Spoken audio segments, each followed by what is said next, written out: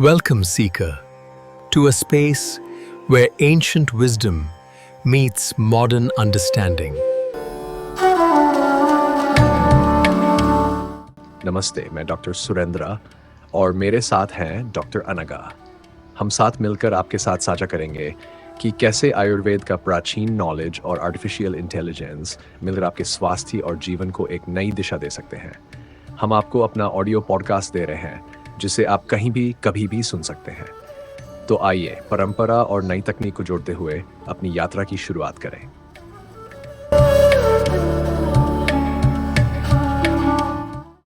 नमस्कार। आयुर्वेद पर आजकल काफ़ी चर्चा होती है, पर जब इसके असर या सुरक्षा को लेकर कोई स्टडी या कोई खबर आती है तो ये समझना मुश्किल हो जाता है कि उस पर कितना भरोसा करें। तो आज हम इसी उलझन को सुलझाने की कोशिश करेंगे। हमारे हाथ एक ऐसा दस्तावेज लगा है जो आयुर्वेद से जुड़ी किसी भी रिसर्च को परखने का एक तरीका बताता है। समझ लीजिए, एक तरह का 10 सूत्रीय फ्रेमवर्क। हमारा मिशन है ये समझना कि अच्छी आयुर्वेदिक रिसर्च दिखती कैसी है और हमें किन बातों पर ध्यान देना चाहिए। चलिए देखते हैं इसमें क्या है। हाँ, बिल्कुल।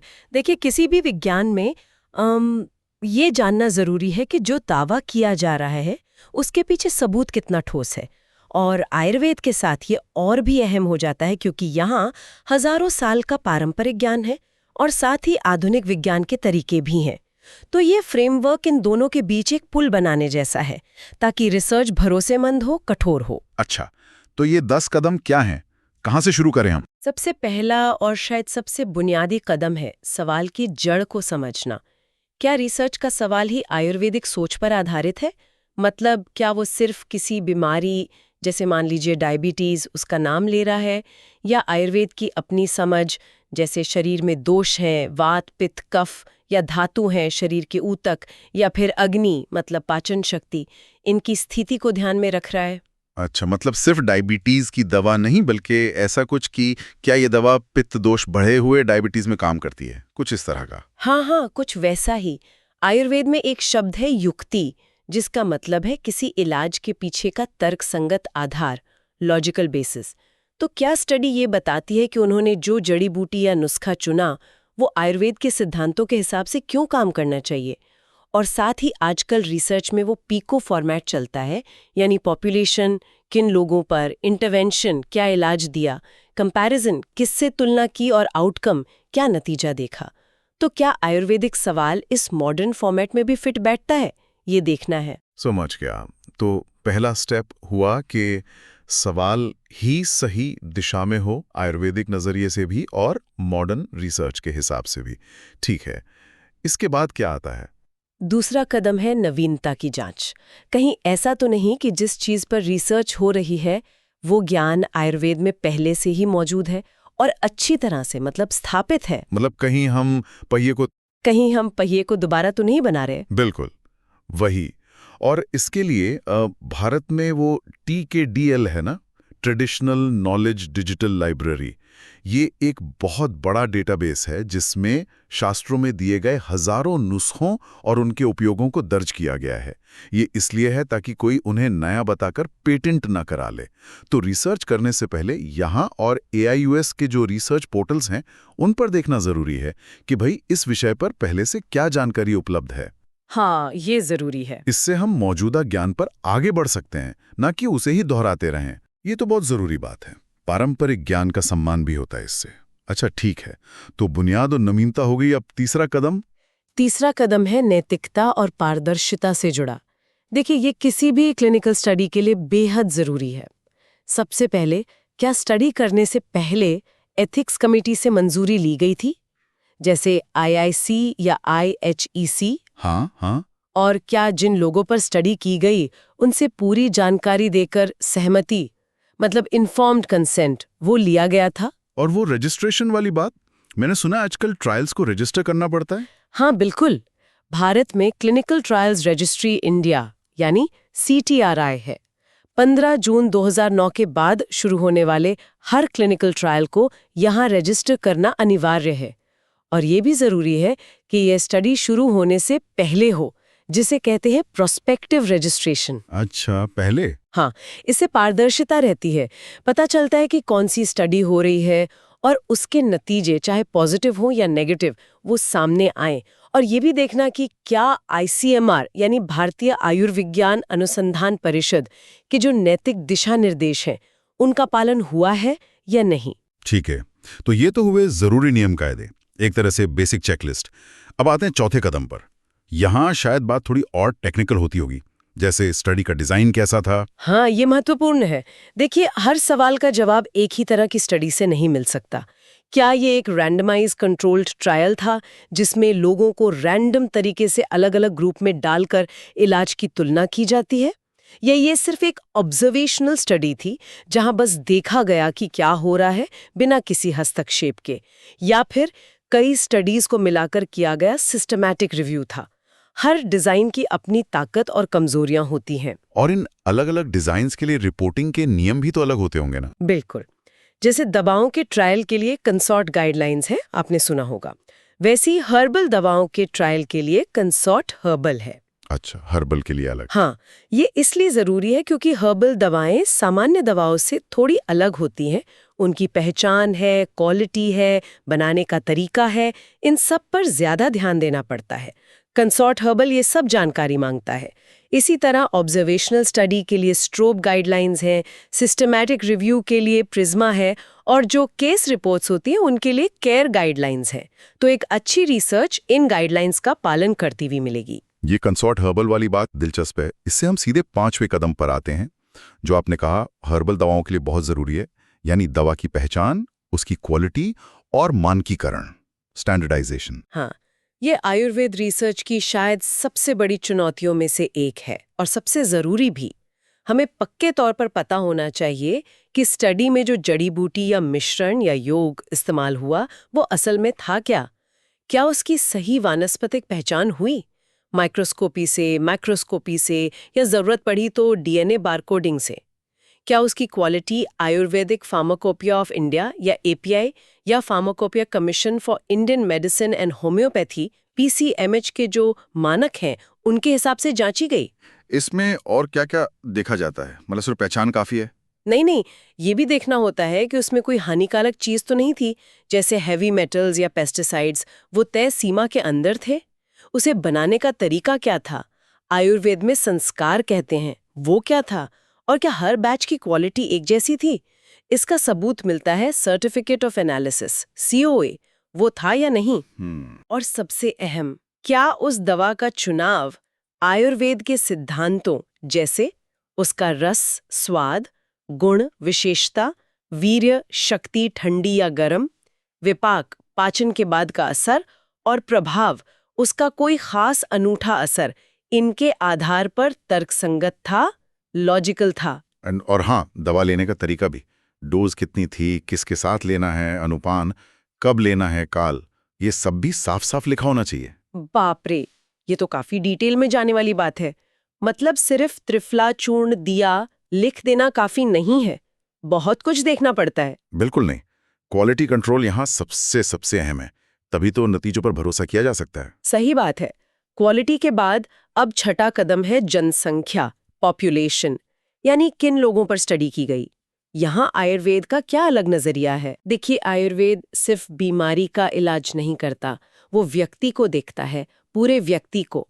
तो अच्छी आयुर्वेदिक रिसर्च में ये भी देखना चाहिए कि क्या स्टडी में लोगों की प्रकृति को ध्यान में रखा गया, मतलब उनकी मूल शारीरिक और मानसिक संरचना कैसी है, उस समय उनके दोष की क्या स्थिति थी, जैसे वात बढ़ा हुआ था या पित्त, मरीज और रोग का बल कितना था, रोगी बल और रोग बल, और क्या कोई और बीमारियां थीं साथ में, कोमोर्बिडिटीज, इन सब बातों को ध्यान में रखा गया या नहीं।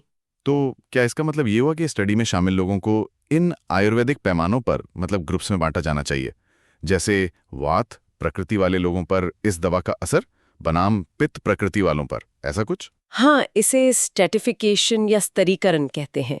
अगर ऐसा किया जाए तो हमें ज्यादा बारीक जानकारी मिल सकती है कि कौन सा इलाज किस तरह के व्यक्ति के लिए ज्यादा फायदेमंद है। इससे नतीजे असल आयुर्वेदिक प्रैक्टिस के ज्यादा करीब होते हैं। सुनने में ये थोड़ा मुश्किल लगता है, पर ये बहुत जरूरी है प्रासंगिकता के लिए। ये वाकई दिलचस्प है। अच्छा, अब आते हैं 7वें कदम पर, नतीजे, आउटकम्स। सफलता को कैसे मापा गया, क्या देखा गया? यहाँ भी जैसा मैंने कहा, दोहरा नजरिया जरूरी है। क्या सिर्फ मॉडर्न पैमाने देखे गए, जैसे ब्लड शुगर लेवल कम हुआ या नहीं, या कोई बायोमार्कर देखा, या फिर आयुर्वेदिक सुधारों को भी मापा गया, जैसे क्या मरीज के दोष स्कोर में कमी आई, उसकी अग्नि मतलब पाचन शक्ति या आम जो अपचित पदार्थ माने जाते हैं उनकी स्थिति बेहतर हुई, उपशय यानी लक्षणों में राहत मिली, क्या इन सबको भी नापा गया? तो मतलब दोनों तरह के आउटकम देखने जरूरी हैं, आयुर्वेदिक भी और बायोमेडिकल भी। हाँ बिल्कुल, और दोनों के लिए मान्य वैलिडेटेड तरीकों या उपकरणों का इस्तेमाल होना चाहिए। ऐसे नहीं कि बस अंदाजे से कह दिया। आजकल patient reported outcome measures proms पर भी काफी जोर है, यानी मरीज खुद कैसा महसूस कर रहा है उसे सही तरीके से मापना। तो एक अच्छी स्टडी इन दोनों आयुर्वेदिक और बायोमेडिकल नतीजों को सही मान्य तरीकों से मापेगी। ठीक है, समझ गया। अब 8वां कदम, जो फिर से थोड़ा तकनीकी लगता है, रैंडमाइजेशन, ब्लाइंडिंग और आंकड़े। स्टैटिस्टिक्स, हाँ, ये स्टडी की अंदरूनी बनावट उसकी मजबूती से जुड़ा है। रैंडमाइजेशन का मतलब है लोगों को अलग अलग ग्रुप में, जैसे दवा वाले ग्रुप और प्लेसिबो वाले ग्रुप में, बिना किसी भेदभाव के पूरी तरह संयोग से डालना। एलोकेशन कंसीलमेंट यानी ये प्रक्रिया छुपा कर रखना कि कौन किस ग्रुप में जा रहा है, ताकि किसी का झुकाव नतीजों पर असर न डाले। और ब्लाइंडिंग का मतलब है जहां तक हो सके मरीज और या डॉक्टर को ये न पता हो कि किसे असली दवा मिल रही है और किसे प्लेसिबो यानी नकली दवा, ताकि उम्मीद या पूर्वाग्रह का असर न हो। हाँ, पर क्या आयुर्वेद में ब्लाइंडिंग हमेशा मुमकिन है? जैसे अगर किसी को मान लीजिए पंचकर्म दिया जा रहा हो या कोई खास तेल की मालिश दी जा रही हो, उसे कैसे छुपाएंगे? बिल्कुल सही सवाल है। कई आयुर्वेदिक इलाजों में ब्लाइंडिंग मुश्किल या नामुमकिन हो सकती है। जैसे आप वमन, उल्टी कराना या विरेचन, दस्त कराना को प्लेसिबो से कैसे छुपाएंगे? ये तो पता चल ही जाएगा। ऐसे में ये फ्रेमवर्क कहता है कि स्टडी में ये साफ साफ बताना चाहिए कि ब्लाइंडिंग क्यों नहीं की गई और पूर्वाग्रह बायस को कम करने के लिए क्या दूसरे कदम उठाए गए। मतलब पारदर्शिता जरूरी है। अच्छा। और हाँ, आंकड़ों का विश्लेषण जो स्टैटिस्टिकल एनालिसिस है वो सही तरीके से और पहले से तय योजना के अनुसार होना चाहिए। एक स्टैटिस्टिकल एनालिसिस प्लान होता है, वो पहले से बना होना चाहिए। समझ गया, पारदर्शिता अहम है, भले ही हर नियम पूरी तरह लागू ना हो पाए। ठीक है, अब 9वां कदम, सुरक्षा, हार्म्स एंड फार्माकोविजिलेंस। ये तो सबसे जरूरी है। बिल्कुल, सुरक्षा पहले। क्या स्टडी के दौरान होने वाले किसी भी नुकसान या प्रतिकूल घटना, एडवर्स इवेंट, एई पर सक्रिय रूप से नजर रखी गई? एक्टिव सर्वेलेंस हुआ? क्या इसकी रिपोर्टिंग सरकार के ARSUH फार्माकोविजिलेंस प्रोग्राम के दिशा निर्देशों के अनुसार हुई? ये सब देखना होता है।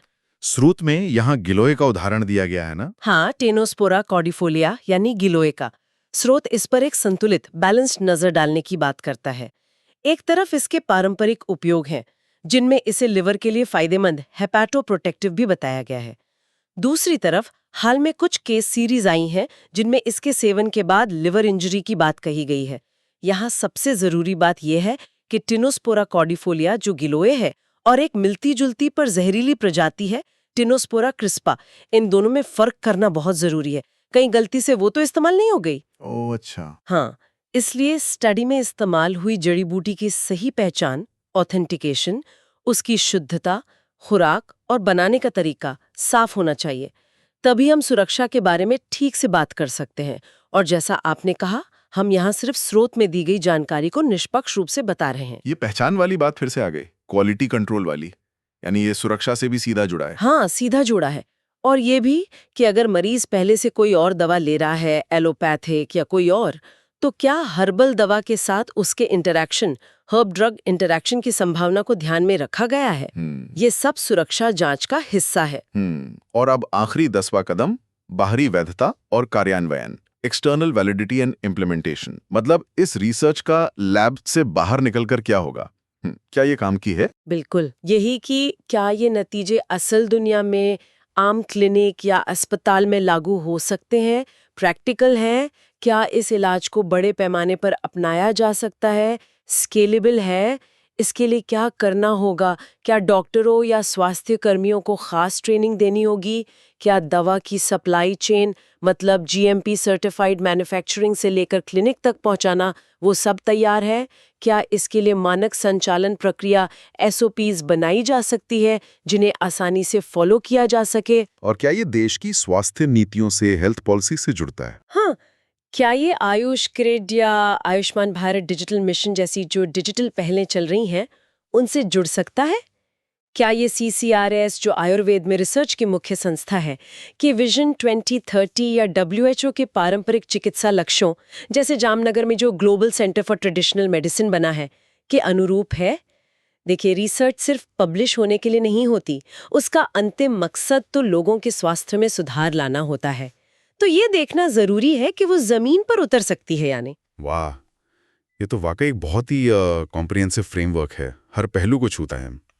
चलिए, इसे जल्दी से एक उदाहरण पर लगाकर देखते हैं। स्रोत में आयुष 64 का जिक्र है, जिसे हल्के कोविड-19 में सहायक इलाज के तौर पर काफी स्टडी किया गया था। इस फ्रेमवर्क से उसे कैसे देखेंगे संक्षेप में? हाँ, अच्छा उदाहरण है। संक्षेप में देखें तो पहले हम जांचेंगे कि क्या जो ट्रायल्स हुए वो CTRI में रजिस्टर्ड थे, क्या उनकी रिपोर्टिंग कंसॉर्ट गाइडलाइंस के हिसाब से हुई। फिर याद होगा शुरुआती नतीजे प्री प्रिंट के तौर पर आए थे, मतलब उनका पीयर रिव्यू बाकी था, तो उन नतीजों को थोड़ी सावधानी से देखना होगा। हाँ, सही है। फिर आयुष 64 एक मिश्रण है कई जड़ी बूटियों का, तो क्या हर घटक की पूरी जानकारी दी गई? API PCMH मानकों के अनुसार क्वालिटी कंट्रोल कैसा था?